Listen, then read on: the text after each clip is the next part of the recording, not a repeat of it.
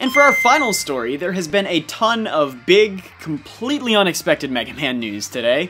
Yesterday, again, if you're listening to this as the day it comes out. If. First, Man of Action, the studio behind Ben 10, is working on a Mega Man TV show to launch on Cartoon Network in 2017, just in time for Mega Man's 30th anniversary. Meanwhile, Capcom has recently hired a new producer dedicated specifically to the Mega Man series, and as I'm sure you can tell, they wouldn't need to hire a producer unless they were actually working on Mega Man games. So, And finally, the owner of Rockman Corner, one of the leading Mega Man fan sites, has tweeted, quote, "There's a lot more going on than what's been reported.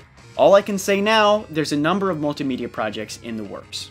So clearly something huge is going on, because we've got a number of multimedia projects, a new TV series, at least one game, all approaching Mega Man's 30th anniversary. So assuming these projects actually turn out well, I mean, wow, this is the revival that Mega Man fans have been waiting for. How pissed is Kiji Inafune right now? Really, really pissed. And I could totally see them looking at the success of the Mighty No. 9 Kickstarter and being like, oh, I guess people really do like Mega Man. Yeah. And how fortuitous that we just did a segment on Mega Man in the last podcast. Oh, yeah.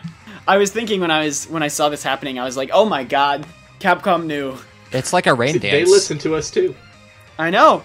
God, we're making everything happen here. Yeah, we just need to keep doing discussion segments on things we want. And they'll just magically appear. Mother 3. We'll just mention Mother 3 forever. Yeah, no, I mean, it's really exciting. I mean, I hope that it turns out as well as fans dream it will. We'll wait and see. But we don't really have any more information than what we, sort of just revealed.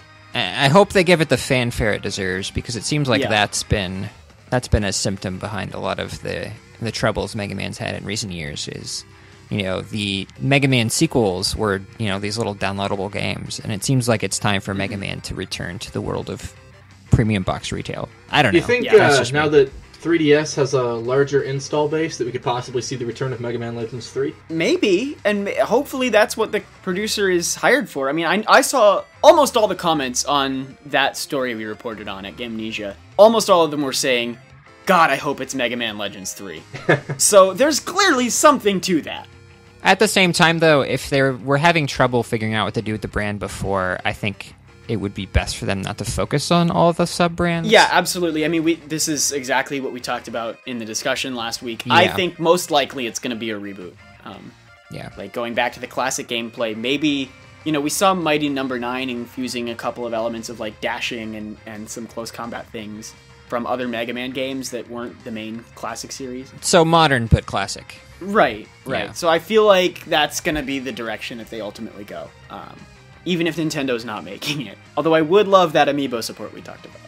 I mean, I feel like one of the big questions, I guess, is how they're going to distribute it. Because I feel like it won't see... If it's a multi-platform game, I feel like it will sell better on Wii U than it will even on PS4 or Xbox One. Even with the drastically different install bases that those consoles have. I'd like to think that if they're making a TV show, that it's become a big enough property for them to make a game that isn't just digitally distributed for once. Yeah.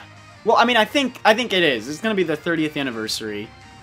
You need to have that in-store presence, and you just don't get that with digital games. Right. So I think that's a lock. I think probably multi-platform is a lock. Yeah. Just because that's the nature of third-party development today. And I agree that you're probably right that it'll probably sell best on Wii U. I mean, the Sonic games that came out last generation, most of the best-selling ones were on Wii, even though they were mostly exclusives. So it's possible to do well with a game that's in the right genre and attacks the right audience on a Nintendo platform. Right. You just have to kind of... And Mega Man's audience is largely on Nintendo platform. Right, exactly. Which is the same reason Microsoft should do that with Banjo-Kazooie. Yeah. Watch that come true, too. Banjo in Smash. Oh, that would be nice. At least Banjo in Smash. At least. That's not happening, I don't think. E3 2015? I wish. Yeah. I agree.